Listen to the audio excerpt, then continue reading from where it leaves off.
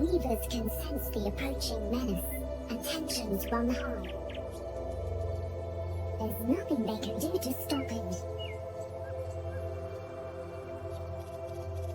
The cobra is getting dangerously close. Thankfully, the weavers are not alone. Pygmy falcons may be the smallest raptors in Africa, but they're also one of the most aggressive.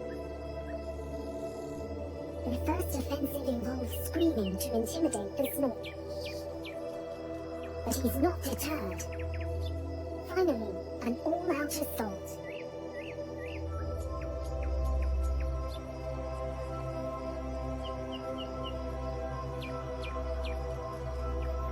That's quite enough for the cobra. The reason why the pygmy falcons are so defensive of the weaver nest is because they too are raising their family here, right in the middle of the colony.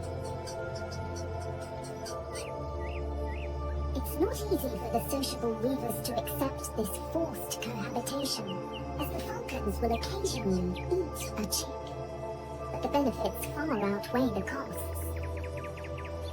Not all alliances are perfect, but when you're small, unity certainly gives you strength.